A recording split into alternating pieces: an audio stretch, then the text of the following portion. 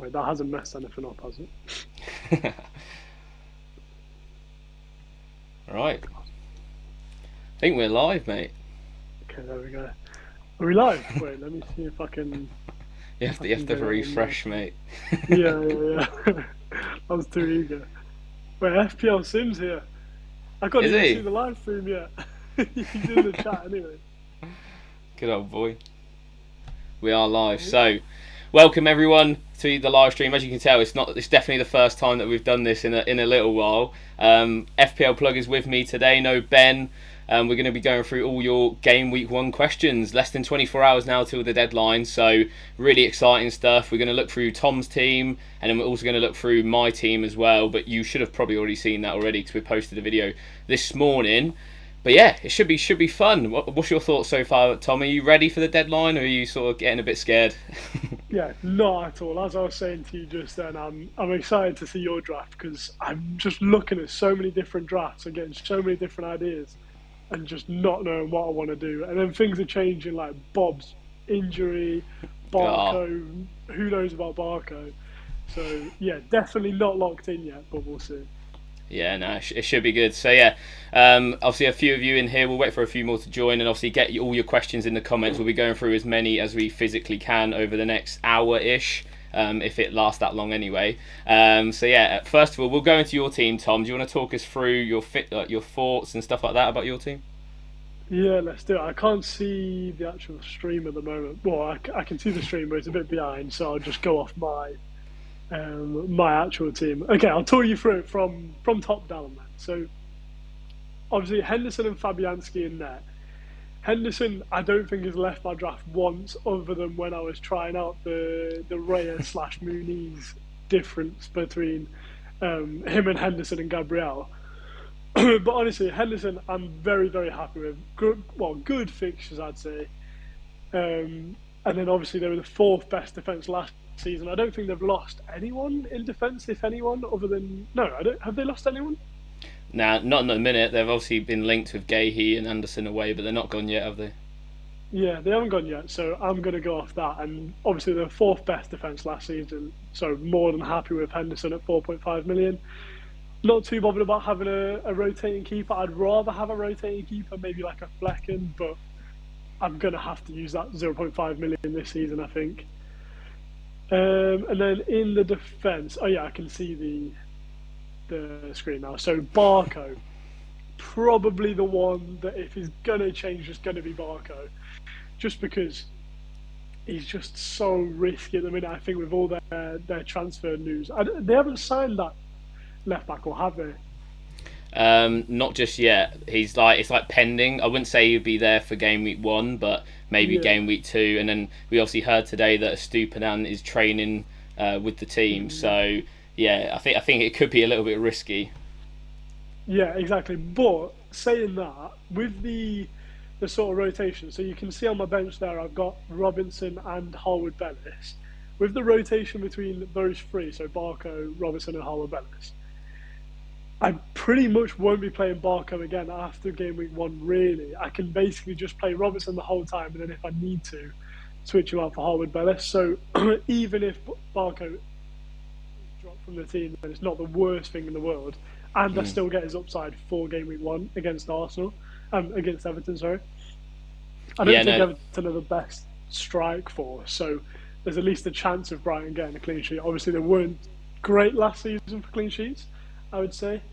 But yeah, not bad attackingly. What were you going to say? yeah, I was about to agree with you in terms of I think you could definitely get away with Barco for game week 1. I don't think, although Stupinan's training, I don't think he'd be part of the squad by the sounds of things. It just seemed Mm-hmm. sounded promising that he was coming back as early as maybe this, well, as early into training as this week. And then, like we said, yeah, that Kadioglu deal. My Turkish isn't great.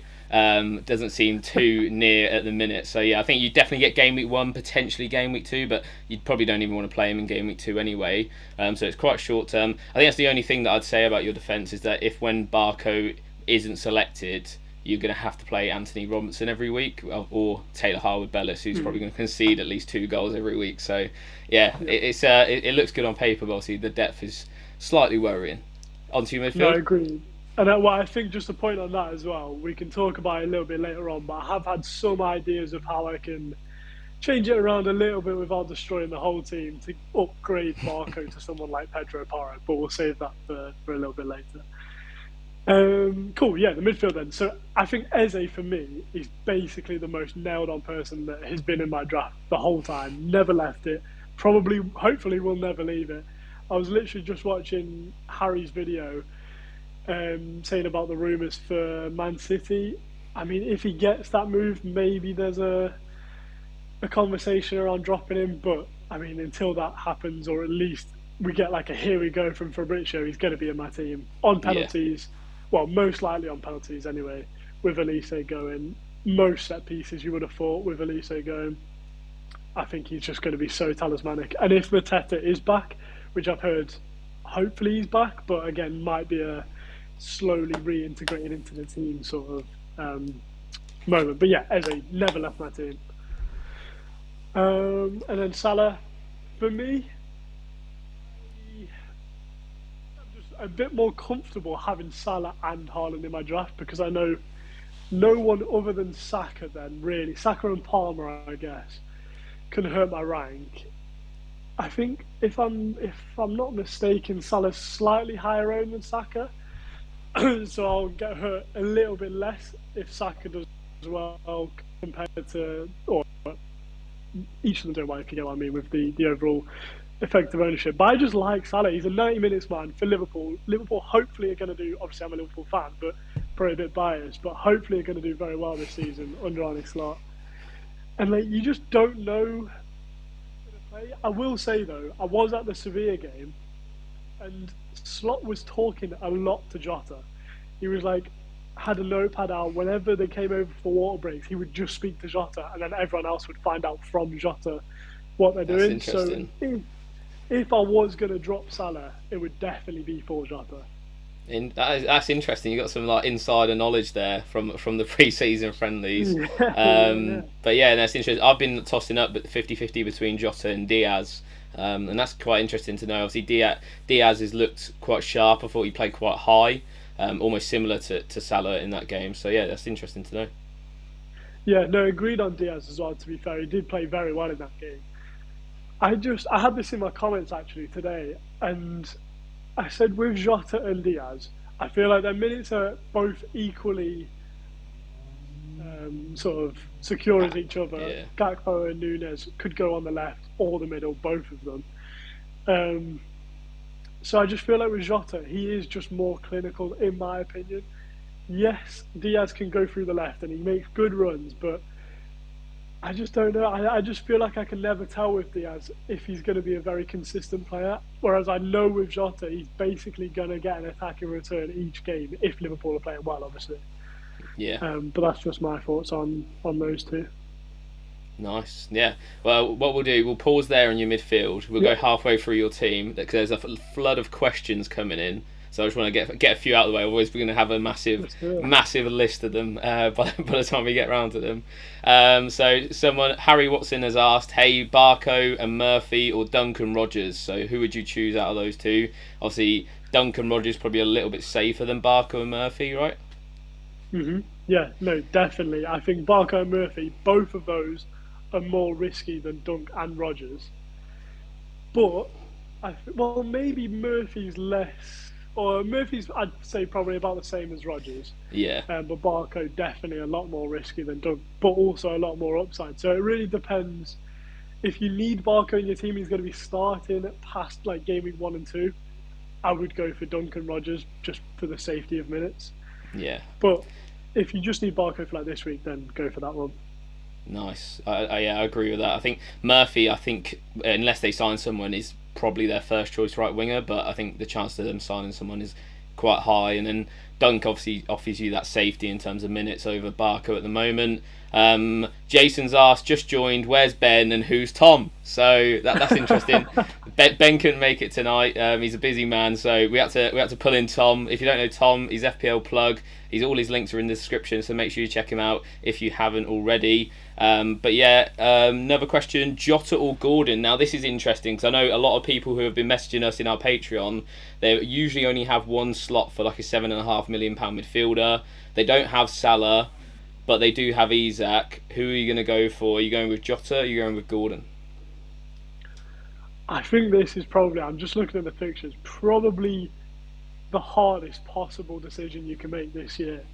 I feel like Gordon is just very good and he gets a lot of just. I feel like he just wins a lot of fouls in the penalty area, gets a lot of assists that way through the penalties. Yeah. And especially in this year's bonus point system, I feel like he just will get lots and lots of points. Lots and lots of points. But also exactly the same with Jota. I feel like it really just depends on which team you think is going to do the best, and also I'm just thinking now. Actually, let's have a look at Newcastle's fixtures, because Gordon, there was a whole thing about Gordon only being good at home, wasn't there, last season? Yeah, it was ridiculous. I think he only had like a handful of returns away. Maybe like I think 6 of his 28 returns or something like that were away from home. One thing to add on that as well is that you could potentially, if you're not going with Salah, you could potentially cover in inverted commas Gordon with Jacob Murphy, as we've already mentioned. Whereas you can't, you could go down to maybe Szoboszlai at 6.5, but obviously I think that's still up in the air in terms of maybe a bit of rotation there with Harvey Elliott or someone like that. So, what's your thoughts? Do you think Szoboszlai's nailed? I know we're obviously going on a bit of a tangent outside of the 7.5s, but do you think he's nailed? Yeah, I mean that's an interesting one. I know, again, going back to the Sevilla game, he was way more attacking than I thought he was going to be on the slot. So I think if he is nailed, he's a lot better of an asset than he was last season. I think he did get an assist in that game as well. Yeah. But it is just that question of being nailed. I think he definitely is number one position, I'd say, in that number 10 sort of role. But I wouldn't go there personally, just because of how many attackers we have and how spread out our points most likely will be. Yeah. And he's not on penalties. He might be on some free kicks, I guess. He's a great football player, but for me, his minutes are probably a bit of a risk with Curtis Jones, Harvey Elliott, everyone that can play that role. Even like if we drop Endo back and then play McAllister in there, we've got Ryan Gravenberch. I think there's just so many players that he is a big rotation risk. Yeah, I definitely agree on that. So, right, final decision: Gordon or Jota for 7.5 million. Who are you going? Gun to your head. Gun to my head. I'm gonna go Jota and Jota. Oh, I would go Jota as well. To be honest, I think the fixtures longer term are better for Liverpool. And also you're probably going to already have Isak anyway, and the chances are if Isak scores. Well, if Gordon scores, Isak's going to score as well. So, yeah, that's good. Sim's in the chat. He said, "Are you hiring? I've also graduated. There's always room for you, Sim. Don't you worry. Don't you worry, mate. Love that from you. Congratulations on graduating. We love that. Let's have a look. Best captain pick between Salah and Isak as don't own Haaland. I want to hear this from you. That's from... for me... I don't own Salah. Salah and Isak, as he doesn't own Haaland. So it's a bit biased because I don't own Salah, so I'm probably going to say Isak. But I think that's the main reason why I'm not owning Salah, is because I probably wouldn't captain him this week anyway. I do feel like the Isak shout is as good as the Salah shout. Don't get me wrong, I don't think Salah will blank against Ipswich. I definitely think he's probably going to return against them. But I just think that home fixture, St James's Park, I think they could just go and kill Southampton, 3-4 goals potentially. Whereas I think away at Ipswich, if it was at home at Ipswich, it would be a different question. But I just think they'll be so up for it. It's their first Premier League game in so many years. I just think that there's definitely more chance of Liverpool potentially not scoring as many goals as Newcastle. And that's obviously what you want from a captain. You want them to score as many goals as possible, right? So, yeah, for me, I'd go Isak. Tom, I already know what you're going to say. Who are you going to go for? No, well, what I'm going to say, right, is if you have Salah, you have to captain him. You can't 100%, not captain him against Ipswich. If you are captaining Isak over Salah, then you have to sell Salah for me. Just bring in Jota. It's not that much of a difference if you're not captaining him. But also, I feel like I've thought about this a little bit because Isak, I think he's going to be a great captaincy option for this week against Southampton at home. Can't really go wrong there. But with the fact that it is Ipswich, if it was someone like, I don't know, like Crystal Palace maybe, who are very strong defensively and will happily sit back for a bit and then maybe play on the counter. But if it's Ipswich, or because it's Ipswich, and like you say, they're going to be up for it, they want to put on a show for the fans. Liverpool need a team to be open at least some points in the game. Obviously, Arne Slot, new manager, might be completely different. But in my opinion of Liverpool, we are much, much better and score way more goals when it's like a Liverpool versus Man United, let's say. And Man United obviously have to go at Liverpool because they're Man United. Everyone finds it easier against Man United, mate. Yeah, but like even just against a good opposition, like a Spurs. Yeah, no, I get what you mean. Yeah, if they're opening up, Liverpool are a lot better. If they're sitting back, Liverpool are a lot worse. That's why my team looks like it does, and why I have Salah captain currently. But yeah, I mean, there's definitely an argument to drop Salah and just captain Isak.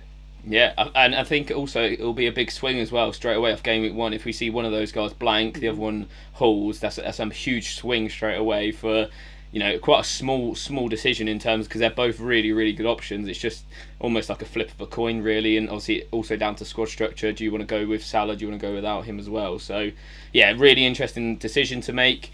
I've gone Isak, Tom's gone Salah, so it's probably not helped you whatsoever. She's probably just got to flip a coin at that stage.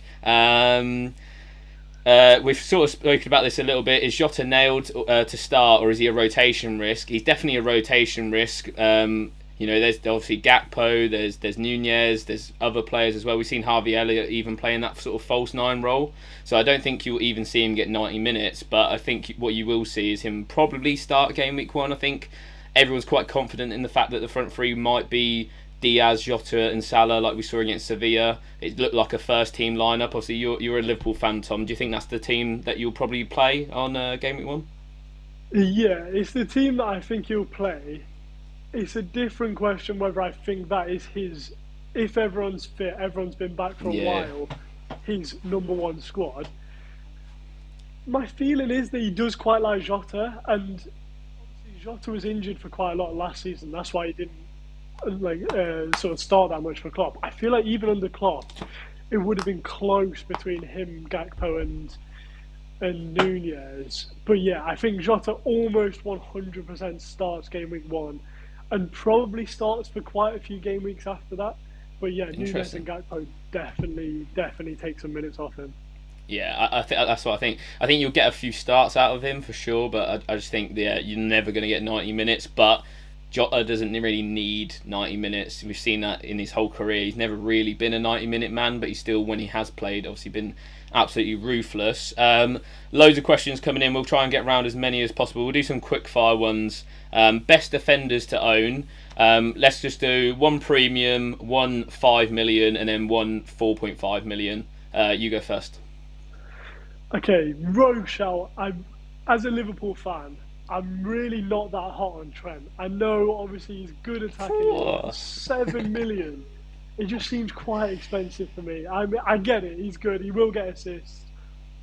Goal. But it's just not really worth it for me. So I think my premium pick would probably just be an Arsenal defender. They just look so good defensively, even with the fixtures. I think I'm going for a Gabriel or a Saliba for my premium. It's close probably between him and Pedro. I wouldn't go Gvardiol, especially for game week 1, with like Rico Lewis starting, him dropping back. He probably is the best pick in a few game weeks' time, but for now, yeah, I'll go for an Arsenal defender. 5 million, probably Muniz, probably locked in the best. Or Munoz, however you say his name, not Muniz, that's the striker. Yeah, I think he's probably the best. As I've said before, 4th best defence in the league last season. Quite attacking, I'd say. So yeah, pretty good. And then, are we talking for the budget? Are we saying 4 million or 4.5? Because it's a big difference. Do one of both, because then we can get like the 4.5s. I think they all have their own merits, don't they? Yeah, Robertson I really like as 4.5. Also, another Liverpool player that everyone's raving about is Konsa.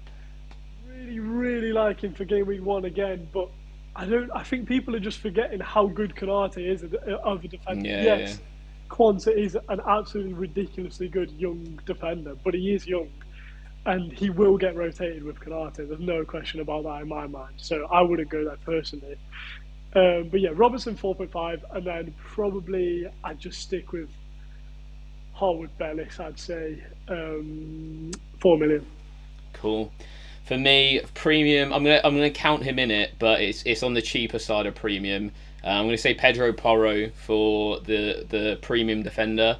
Obviously, the opening two is really good for Spurs. They've got Leicester and Everton, and also Pedro Porro had the most expected goal involvement out of any defender last season, including Trent, who's obviously 1.5 more, as Tom pointed out. So yeah, for me, personally, I wouldn't back the Spurs defence outside of him. It's just the fact that he carries such high attacking threat that I would be going after him. He's currently in my draft as well.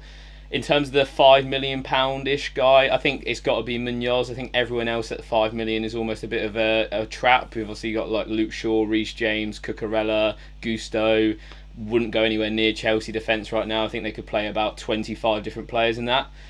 So that would be an avoid for me at the moment. 4.5 million.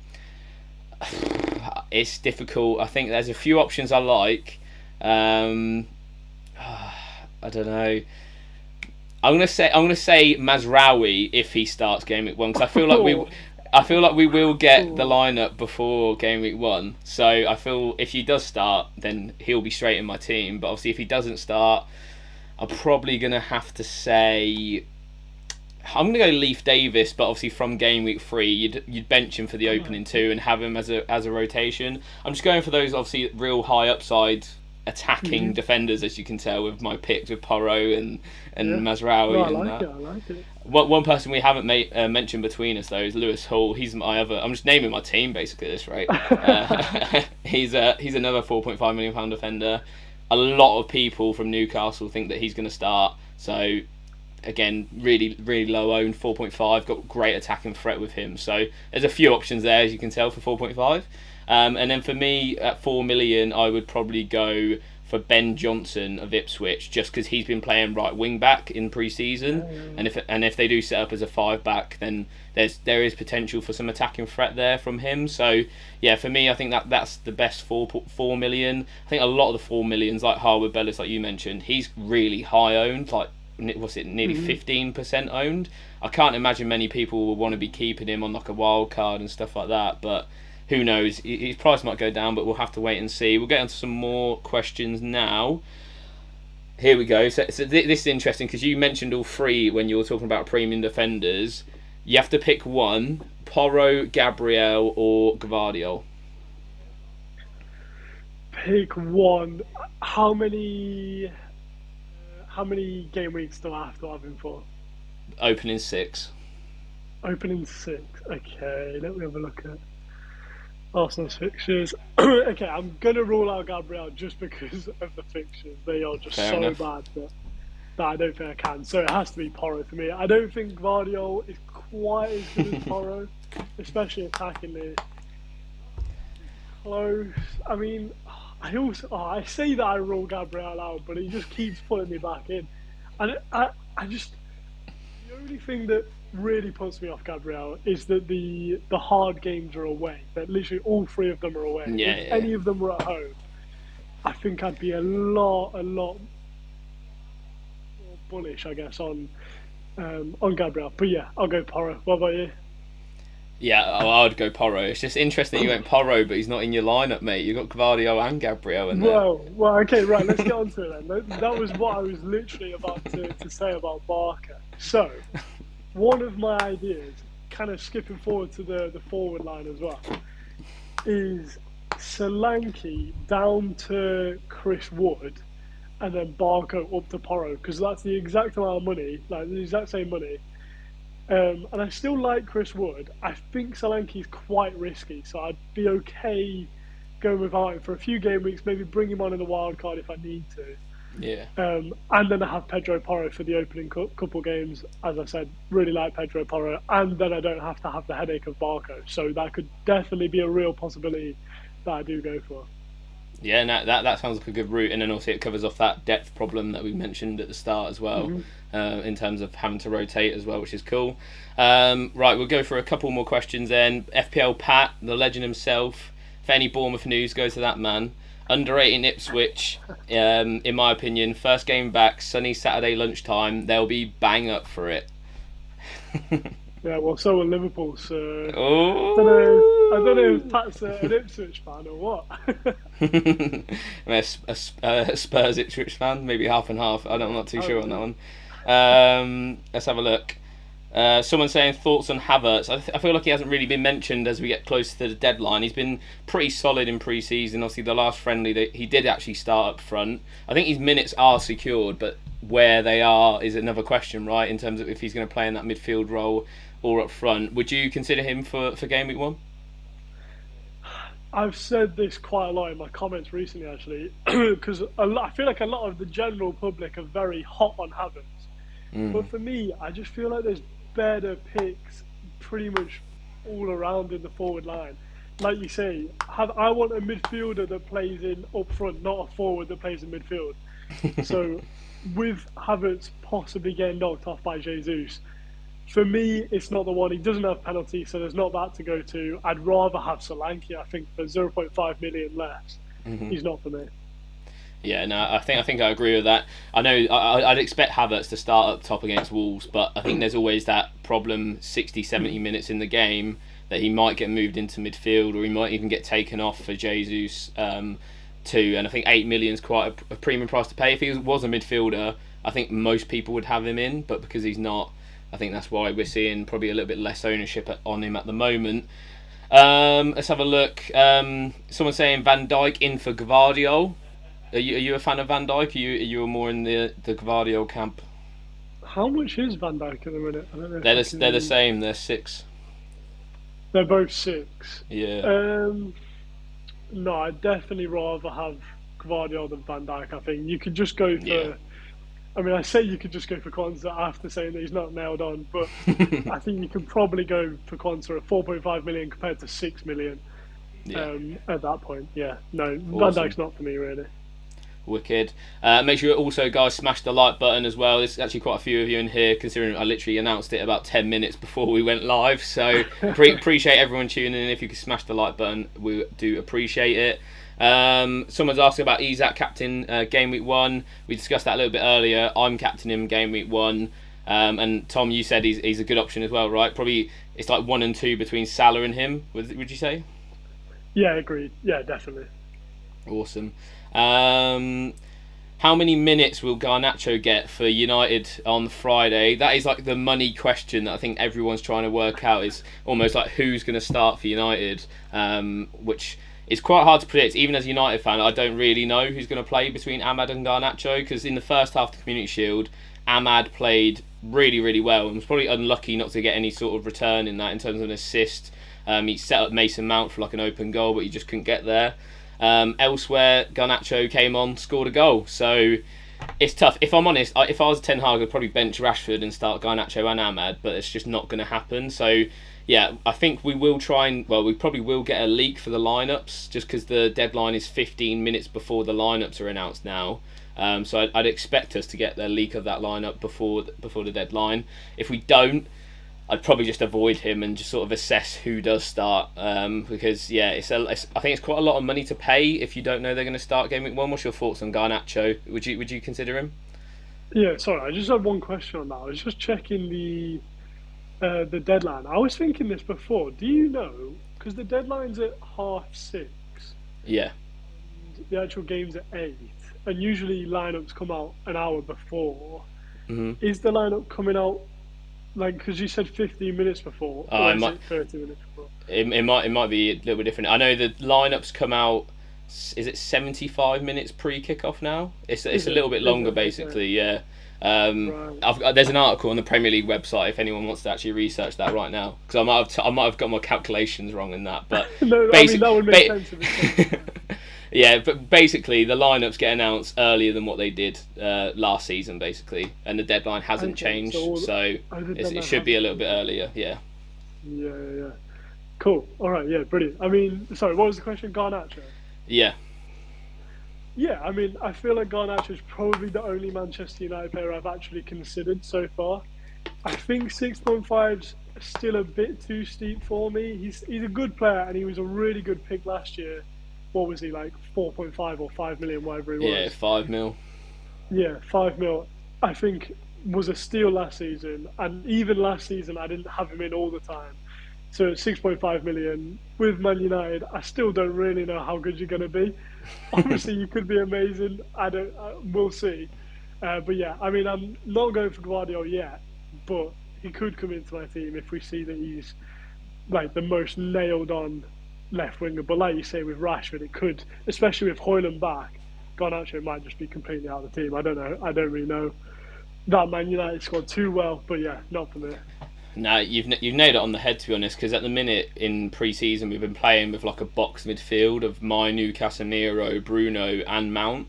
And I think when we get Right. Hoyland or Xerxes in, one of those guys are going to have to drop out. And I think we might see the problems that we saw last season in terms of them not being defensively stable with that sort of midfield. Because the reason they have not conceded as many goals is because they've been playing with those four in midfield, but then they don't have a striker. So it's a little bit difficult, but we'll have to wait and see. I think United will be one of those sort of wait and sees. For me, the best asset is always going to be Bruno Fernandes. If you want to pay the premium of 8.5 million, I think it's a fair price considering how talismanic he is for us. He everything runs through him, penalties, the lot.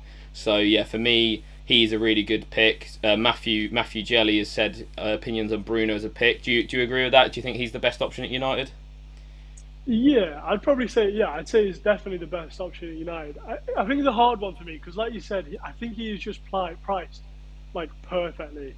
Because Yeah, I wouldn't even like think about him if he was 9 million or more, and if he was 8 million or less, I'd almost definitely have him in my team. yeah, But I feel exactly like that. 8.5 million is such an awkward price point that definitely wouldn't fit in my team with Salah and Haaland. Hmm.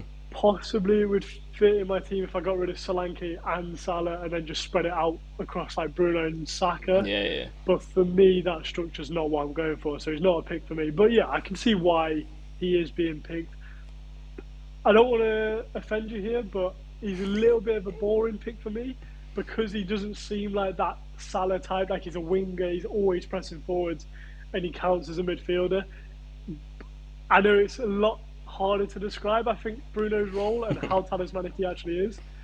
But yeah, for me, Bruno's not going in my team.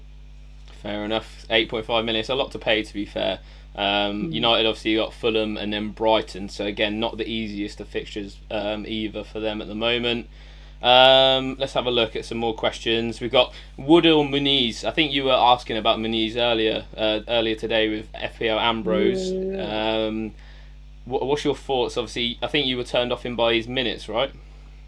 Yeah, exactly. So what Ambrose was saying was would look like he was nailed on, especially you remember when he was going absolutely ballistic last season. Everyone Mm-hmm. wanted Muniz, um, and then it 4.5, does wasn't look like he was he 4.5. Yeah, he? Yeah.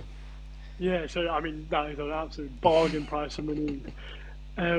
This season, I feel like I would only go for him if he was like a 90-minute man, because he doesn't seem like the best finisher. Like he's going to score every chance he gets, so he needs to have those minutes for me.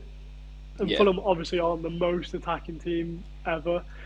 And then when you look at Wood's fixtures, especially, they just look so good. The only thing about Wood is Awanyi. If Awanyi was out of the picture, I would 100% go for Wood every day of the week. Yeah. I feel like Wood's also quite a player that he doesn't need 90 minutes because he is quite a good finisher, from what I've seen anyway. I haven't seen a lot, but from what I've seen, I think Wood's a better finisher. So I'm slightly erring towards Wood with the fixtures. But yeah, what do you think? Yeah, I'd agree. I think the fixtures are definitely better. Opening three, I'd say. I think a little bit longer, you probably lean towards more Muniz in terms of fixtures. But yeah, I think Muniz isn't a 90-minute man either. I think Raul Jimenez will come on for at Hmm. points. Maybe even start ahead of him potentially in some game weeks. We're obviously not sure yet. So yeah, for me, I would go Chris Wood. People asking about Rodgers. Would you consider him? He is in my team at the moment as like an 8th attacker. I think that's the only way that I would consider him. I wouldn't consider him as like playing him every week and stuff like that. I think if you can rotate him in and out with, like, I don't know, if you got Nkunku for example, game week 1, I'd probably play Rodgers ahead of him at the moment just because the fixture's a little bit nicer. So yeah, I think he's a decent option. What's your thoughts on Rodgers? Obviously that £5 million price bracket. It feels like a week ago we had loads of options, and now we've sort of like lost a couple with obviously Ahmad potential minutes, and then Oscar Bob getting injured yesterday. Yeah, I feel like you were saying, I think for me, I would be okay if he was my seventh. I know you mentioned your eighth attacker. I feel like if he was my seventh attacker, and I had another 5 million or 5.5 million that I can sort of rotate with him in that seventh/eighth sort of place, I'd be more than happy with that. I think Rodgers is, to be honest, quite a great pick, and he's a good enabler at 5 million for the rest of your team, and he also plays in that Aston Villa squad. So I feel like he was one that was in my drafts a lot at the start and only really left because I wanted both Salah and Haaland. But again, could come back in if I do those swaps with Solanke, Pedro Porro. I want to free up some money somewhere else. But yeah, I think he's a great pick, really. Yeah, no, I think that you nailed it on the head there. I think even if he doesn't start, I think he does get minutes in every game as well. So I don't think there's a possibility of him coming away with like a 0. Maybe the odd 1-pointer here and there, but hey, it's £5 million. You get what you pay for, really, if you're going with someone like that, I think. Let's have a look. This is a good question. Who do you think will be an FPL surprise player of the season to look out for? Ooh, I don't know. You can't really. Can you call Smith Rowe a surprise player now after we've all spoken about him in our TikToks and stuff? I'm going to say no, just because he's like their talisman no. now, and he's like, they've paid big money for him, right? Okay. Is it Nottingham Forest, the 4.5 million midfielder? I was watching, like I say, Harry's video. And Sangare. Yeah, exactly. Yeah, and he seems like, especially at 4.5 million, I feel like if you're getting a surprise, you want it to be at a low price point so you can just take a bit of a punt on him. I feel like I'd go for Sangare. Yeah. Nice. I was surprised you didn't say Fabio Carvalho with your Liverpool roots. Oh, I didn't even think about him. That is a great shot, actually. How much is he? 5 million? 5 million as well, yeah. Yeah, that's true. No, I like that pick. Nice. For me, surprise pick. I'm gonna go Diogo Dalot. Nice and biased. Okay. And I just think United defensively this year will be more solid. Obviously they've reinforced with new signings. Hopefully won't have as many injuries as last year. I was going to say the injured signings or who you're talking about. Yeah, a bit of both. I think they will be better defensively. Obviously the season before last they came top for clean sheets, right? And they still have the same players basically, other than De Gea to Onana, and I don't think that's that much of a downgrade. For me, I think defensively they'll improve, and I expect to see Dalot and whoever plays left back, whether that's Mazraoui, Shaw, Malacia, whoever it may be, to be a lot more attacking this year. So yeah, I think Dalot will come into our team. He is 5 million as well. Maybe I should have said him at 5 million when we were choosing our defenders. Actually, just on that point as well, though, with Man United, I was watching a video. I think it was the Athletics predictions of like where they think the teams are gonna land, and they were saying that Man United last season were like 19th in the league for XG conceded or something stupid like that. Yeah, they were just conceding 20 shots a game, weren't they? Yeah, maybe it was that. Yeah, shots conceded, which for me seems like a massive jump that they need to solidify that defense, which could happen with like De Ligt, but I just feel like there's no one that's come into Man United that's filled me with the confidence that they're going to completely revolutionise the defence. You're going to be so solid, and you're not going to let in any shots. I don't know. I feel like I'm a bit more wary of the United defence. You need to follow Man United on Instagram, mate. You'll be right there on that De Ligt propaganda. It's got me right there. Awesome. We spoke about Rodgers already. Someone said Rodgers or Ahmad. I would definitely go Morgan Rodgers at the moment. There's no guarantee of Ahmad's minutes. I do think Ahmad will play minutes, no matter if he starts or if he comes off the bench. But right now, it's such a 50-50 split between him and Garnacho, whether who starts. This is a really interesting one because I've been debating it quite a lot so far pre-season. Bukayo Saka or Heung-min Son for that £10 million spot?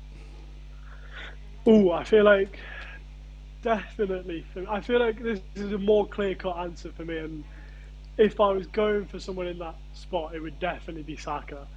And with Solanke coming in, I just don't know how that affects Son. Obviously, he probably still has penalties, but Solanke could get the penalties, and he's not going to be playing in that forward position like he kind of did a little bit of last season. Yes, he probably is a better player on that left wing, Son, but for me, Solanke just shuffles it around so much that I feel like he takes a lot more big chances away from Son than, say, Havertz would do for Saka. And Saka's on penalties almost 100% of the time. So, yeah, Saka for me. Yeah, I think that would be interesting to see who does take the pens for Spurs, because obviously Solanke's got really good conversion rate, a better one than Son's. And I don't think Son's that kind of guy to be like, oh yeah, I'm having pens. Do you know what I mean? Like, I think if he'd be the kind of guy, if Solanke hasn't scored his first goal yet, he'd probably give it to Solanke. So that should be interesting to see how that sort of dynamic works out, whether they maybe rotate penalty takers and stuff like that, like we've seen with Arsenal. So yeah, obviously if Solanke is on pens, then 7.5 million for a Spurs striker is absolute bargain. He'll be the steal of the season. Jason B has said Odegaard really underrated in his opinion. Obviously, we talked about Bruno Fernandes at 8.5 million. Do you think the 1.5 saving from Saka to Odegaard's worth it, or would you even rather pay for Havertz instead of Odegaard? What's your thoughts on that? Yeah. So how much is Odegaard? Sorry. 8.5. 8.5, same as Bruno. Yeah. There is not a chance in a million years I'd ever go for Odegaard over Bruno. He doesn't have penalties. He's nowhere near as talismanic in the team. And, like, I love Odegaard as a football player, don't get me wrong, but the one season that he did really well, he overperformed his XG like crazy. Yeah. And then the season after, when we all said, well, I know I personally did a video on Odegaard and how much he did overperform his XG and how I didn't think it was going to happen this year, and then it didn't happen this year. I don't think it's going to happen magically again next year. So yeah, Bruno's definitely a better shot for me. Yeah, no, I think I'd agree on that. I do think Odegaard's a good player, but in terms of FPL, I think you can get into that Arsenal attack. Maybe, for a little bit more expensive with Saka, but even Havertz I'd probably rather have over Odegaard. He's that kind of guy who's absolutely instrumental into how they play, but FPL-wise, probably not as important. Although if you owned him for the whole season, you probably would get a good return out of him as well. So, yeah, decent option there. NH1999 has said can't decide between Garnacho, Eze and Nkunku. So a couple of price points there. Obviously you're really big on Ebrichi Eze. Would he be the one you pick out of those three? Yeah, definitely. I know he's the most expensive out of those two, but I do think he's a lot better than both of those two as an FPL pick. Yeah. At least for the first couple of games. Like the Palace fixtures, Brentford, perfect game. West Ham, I still feel that even though they have strengthened, I think that's a great game. Chelsea, not the worst game. Leicester, I think, will be attacking that fixture for most of the season, and it's at home. United, they're really bad defensively, so I'd go for Eze, definitely. Awesome. Yeah, no, I think I'd agree with that. Eze, for me, I'd probably go Eze, Garnacho and Nkunku. I've gone really big off of Nkunku just since obviously all the rumours. There was João Felix, Osimhen this week, and like credible sources reporting this as well. Like Demarcio was reporting that for Victor Osimhen, because obviously they've still got Lukaku. Antonio Conte in Napoli really wants Lukaku. So they're talking about a potential like swap deal. So yeah, for me, I just steer clear right now. Like you've got. For me as well, I know all those fixtures for Chelsea are green from like game week 2 to game week 7, but I think if you work it out, they actually picked up like minimal points in those fixtures last season. And obviously new manager Enzo Maresca, it's going to be interesting to see how they sort of play, because can they gel together? Pre-season did not look good on the eye test, that's for sure. Rizwan, he's checked the time. Premier League website and teams will be announced 75 minutes before kick-off, which is 45 minutes after deadline, right? Is deadline at 6 or half 6, or is it 15 minutes? Half six. All right, so yeah, it is 15 minutes before So deadline. 15, So yeah, I think you're almost certain to get a leak surely Mm-hmm. before the deadline now, which is interesting. Because obviously it used to be like that, and then they changed it a bit as well, didn't they? So that is interesting. Pat has said, what's the Liverpool clean sheet probability? Thinking Alisson over Raya, as there's the 3 hard away fixtures. Obviously, we spoke about that with Arsenal earlier. I'd want to bench Raya, whereas Liverpool fixtures are very nice for 6 weeks or so. Would you back Alisson? Obviously, it's interesting. It's a lot of money, I think, to pay for a Liverpool keeper, right? Yeah, how much is Alisson? Is he 6 or 5.5? He is 6, yeah. I need to realise I need 6. to have my line. Yeah. Yeah, I feel like Right. Raya probably the better pick just to save 0.5 million. A goalie, 6 million on a goalie for me is very, very, very expensive. Like Henderson is what 1.5 million cheaper than that, and you Yeah. could probably play Henderson every game, and he'll probably get a similar amount of points as Alisson. Alisson's fixtures are amazing, and he's a great goalkeeper.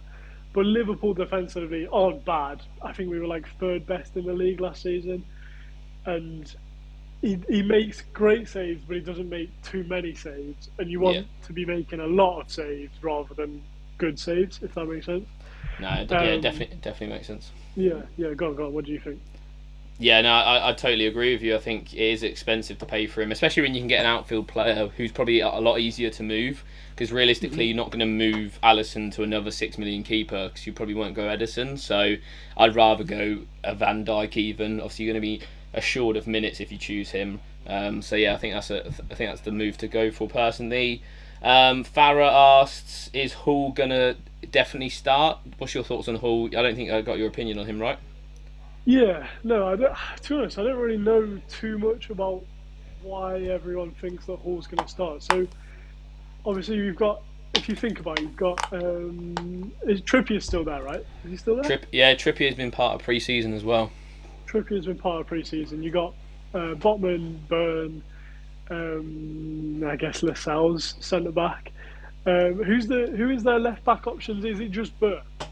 They've got Byrne, potentially Lloyd Kelly. They signed from Bournemouth. He came in, who plays left back, left centre back, similar to Byrne, I guess.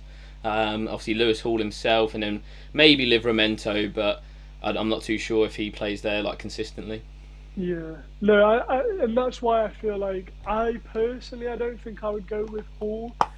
I feel like I'd rather, even though Hall's a great player, Newcastle are a great team, I would rather a defender that's nailed on for a lesser club at that price point. So someone like Davies for Ipswich, because he's always going to be playing, and he has the same, if not more, attacking output. And I think he's on some set pieces as well, Davies. Yeah. So, and he doesn't have that rotation risk like Hull, I would argue, does with people like Bird. So yeah, I mean, I think he's a decent pick. He's obviously a good player. Could get some attacking returns. Newcastle, I wouldn't say are perfect defensively. Oh god, perfect defensively. So I wouldn't go there, but I can see why people are. Yeah, I understand that. Obviously, the attacking threat with him is probably the main reason people are jumping on it. Pat corrected us. He's 5.5 Alisson, so I still don't think it changed my opinion. I still think that obviously you can get Jarell Quansah at 4.5, right? So I'd probably still rather go there. Even with that rotation risk, you're still only paying 4.5 to sort of access those clean sheets. So yeah, for me it's good. I'm just going to quickly run through my team on screen now. This is not my most recent draft. I'm just going to caveat it. There's a couple of changes that I will go through in a moment. So yeah, Raya's in goal. Obviously Pat mentioned him. Lewis Hall is in there, who we've just been speaking about, which is interesting. Murillo at the moment is Mazraoui, but if Mazraoui doesn't start tomorrow before the deadline, Murillo will come straight back in.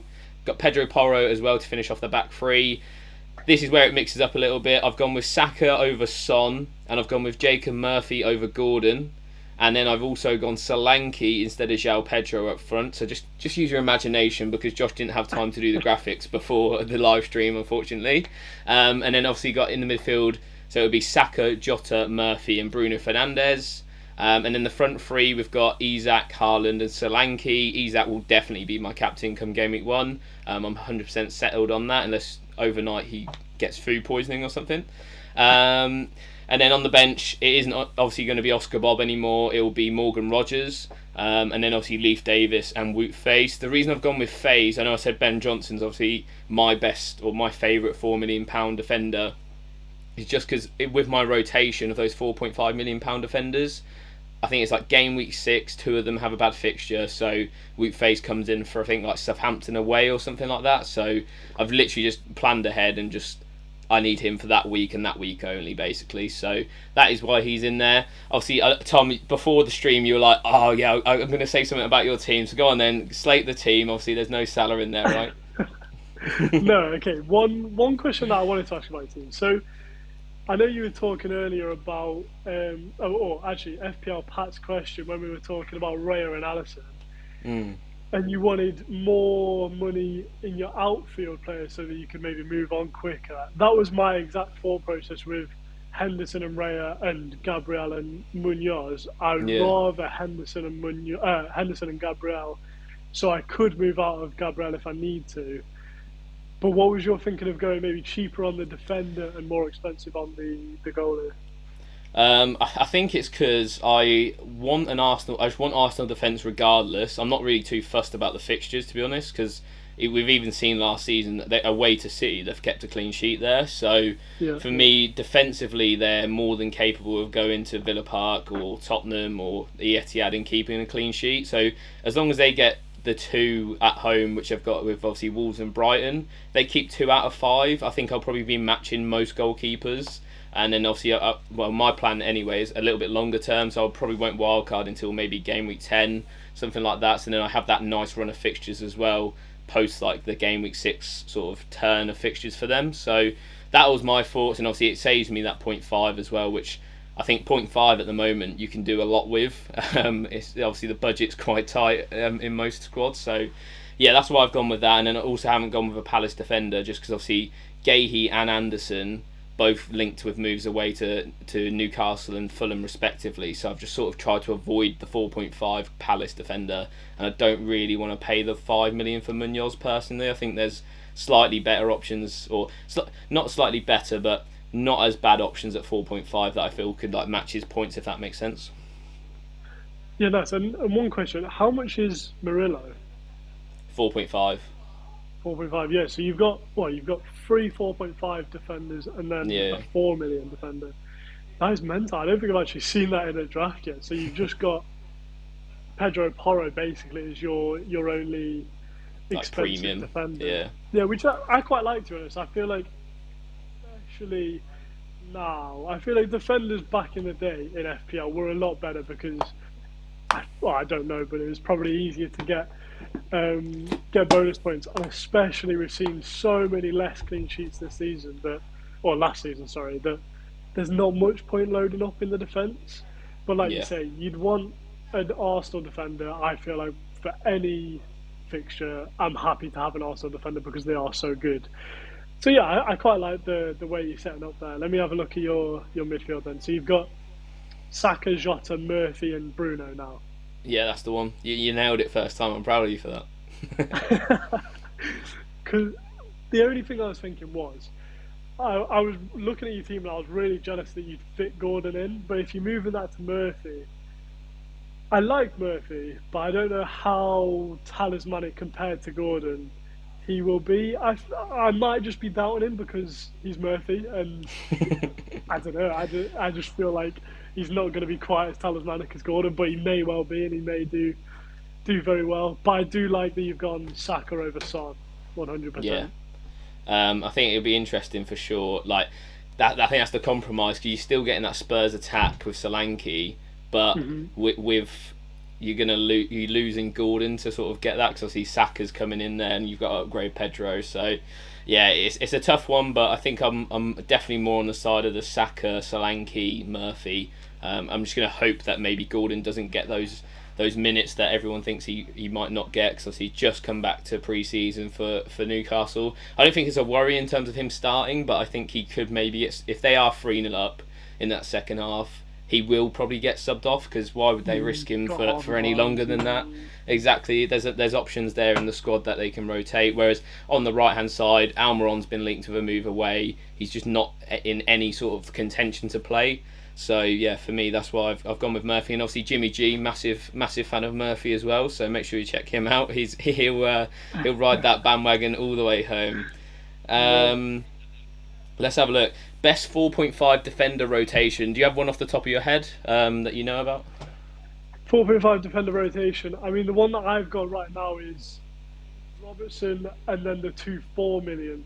So Robertson and Barco and Harwood Bellis, I think works really, really well, and you're saving that money. Not sure about the other 4.5 million, just because I don't really have many in my team in the minute. Do you know more about the rotations? I know that Murillo and Davis, they work quite well together. Hall, Murillo and Davis definitely work well together.